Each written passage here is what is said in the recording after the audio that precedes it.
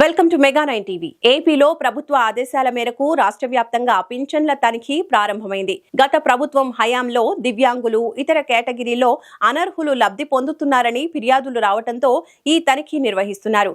ఇందులో అనర్హుల్ని ఏరివేస్తారు. తొలి విడతలో ఒక్కో గ్రామ, వార్డు, సచివాలయ పరిధిలోని లబ్ధిదారుల ఇళ్లకు వెళ్లి నేడు రేపు అధికారులు వివరాలు సేకరించనున్నారు. ఇందుకోసం పొరుగు మండలానికి చెందిన సిబ్బందిని నియమించారు. ఒక్కో బృందం 40 మంది పింఛన్లను పరిశీలిస్తుంది. పింఛన్లకు 6 అంచెల విధానాన్ని అమలు చేశారు. మాగాని 3 ఎకరాలు, మెట్ట 10 ఎకరాల్లో ఉండాలి. ఇక సరాసరి విద్యుత్ వినియోగం నెలకు 300 యూనిట్లకు మించకూడదు. కుటుంబ సభ్యుల్లో ప్రభుత్వ ఉద్యోగి, కారు ఉండకూడదు.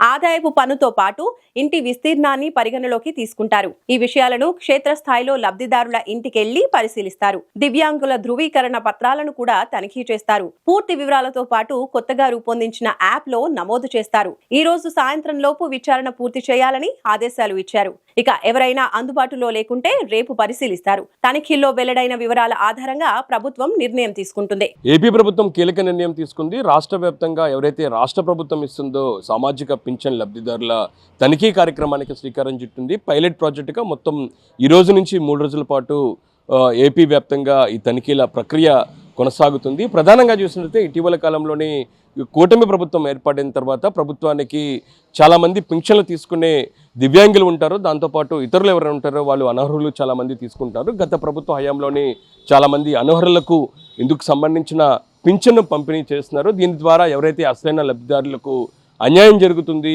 అనే దానిపై కూడా పెద్ద ఎత్తున ఫిర్యాదులు ప్రభుత్వానికి వచ్చాయి. ఈ మేరకు రాష్ట్ర ప్రభుత్వం దీని మీద చర్యలు చేపట్టింది. దాదాపు రాష్ట్ర వ్యాప్తంగా అనర్హంగా 56 లక్షల పైగా అనర్హమైన లబ్ధిదారులు పెన్షన్ తీసుకున్నట్లుగా ప్రభుత్వానికి సమాచారం అంది. దీంతో రాష్ట్ర వ్యాప్తంగా పింఛన్లకు ఏదైతే సామాజిక పింఛన్లకు సంబంధించి తనిఖీ కార్యక్రమానికి ప్రభుత్వం చేపట్టింది. గ్రామ వార్డు సచివాలయంలోని మొత్తం 40 మంది పింఛన్దారులను ఒక బృందానికి సంబంధించి తనిఖీలు చేపడతారు.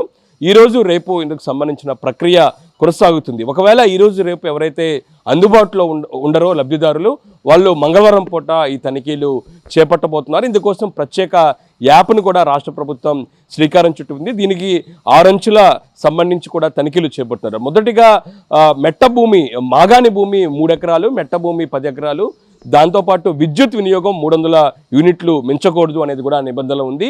ఇంకా దాంతోపాటు ఆ కుటుంబంలోనే ఎవరైతే ఉంటారో వాళ్ళకి ప్రభుత్వ ఉద్యోగం ఉండకూడదు.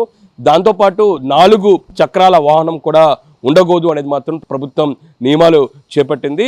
ఇంకా దాంతోపాటు ఎవరైతే దివ్యాంగులు ఉంటారో దివ్యాంగులకు సంబంధించిన పత్రాన్ని, దివ్యాంగుల రాష్ట్ర ప్రభుత్వం ఇచ్చే గుర్తింపు పత్రాన్ని కూడా ఖచ్చితంగా ఇవ్వాల్సి ఉంటాయి. ఈ మొత్తం సమాచారాన్ని ఈ తనిఖీల్లో భాగంగా ఆయా గ్రామ వార్డు సచివాలయానికి సంబంధించిన సిబ్బంది సమాచారం సేకరించి రాష్ట్ర ప్రభుత్వం కొత్తగా ఏర్పాటు చేసిన యాప్లో ఈ మొత్తం అందుబాటులో తీసుకొస్తారు, ఎన్రోల్ చేస్తారు. ఆ తర్వాత ఎవరైతే ఈ గ్రామ వార్డు సచివాలయంలోని రాష్ట్ర ప్రభుత్వం ఏర్పాటు చేసిన సిబ్బంది తనిఖీలు చేపడుతున్నారు. ఆ పూర్తి సమాచారాన్ని రాష్ట్ర ప్రభుత్వానికి పంపిస్తారు. రాష్ట్ర ప్రభుత్వం తర్వాత దీని మీద కీలక నిర్ణయం తీసుకునే అవకాశాలు కనబడుతున్నాయి. ఎందుకంటే కూటమి ప్రభుత్వం అధికారంలో వచ్చిన తర్వాత పెన్షన్ల పంపిణీని పెంచింది. గతంలో కంటే చాలా ఎక్కువగానే పెన్షన్ల పంపిణీ చేస్తుంది. ఇందుకోసం చాలా వేల కోట్ల రూపాయలను రాష్ట్ర ప్రభుత్వం ప్రతి నెల దీనికోసం ఖర్చు చేస్తుంది. అయితే దీన్ని సరైన లబ్ధిదారులకు కాకుండా, నిజమైన లబ్ధిదారులకు కాకుండా అనర్హులుగా ఉన్న చాలామంది వారికి ఈ పెన్షన్ తీసుకుంటున్నారు. దీని ద్వారా దానికి సంబంధించి అర్హత ఉన్నవారు కోల్పోతున్నారు అనే దానిపై కూడా ప్రభుత్వానికి ఫిర్యాదులు వచ్చిన నేపథ్యంలో ఈ మేరకు ఇందుకు సంబంధించిన తనిఖీల కార్యక్రమాన్ని చేపడుతున్నారు. ఈరోజు ఉదయం నుంచి కూడా గ్రామ వార్డు సచివాలయంలోని బృందాలుగా ఏర్పడి ఒక్కొక్క బృందం 40 మందికి సంబంధించిన పింఛన్ లబ్ధిదారులు సంబంధించి కూడా తనిఖీలు చేపడుతున్నారు. తనిఖీల్లోని రాష్ట్ర ప్రభుత్వం ఏర్పాటు చేసిన యాప్లో మొత్తం సమాచారాన్ని పొందుపరుస్తుంతో పాటు 6 అంచెలుగా మొత్తం 6 అంచెలకు సంబంధించిన సమాధానానికి సంబంధించిన పత్రాలు తీసుకోవటం, దాంతోపాటు దివ్యాంగులకు సంబంధించి గుర్తింపు పత్రాలను కూడా ఇందులో అప్లోడ్ చేసిన తర్వాత ఆ తర్వాత రాష్ట్ర ప్రభుత్వానికి పూర్తి సమాచారం పంపుతారు. ఆ తర్వాత రాష్ట్ర ప్రభుత్వం జనవరి ఏదైతుందో కొత్త ఏడాది నుంచి కూడా ఈ పింఛన్లకు సంబంధించి కీలక నిర్ణయం తీసుకునే అవకాశాలు కనబడుతున్నాయి.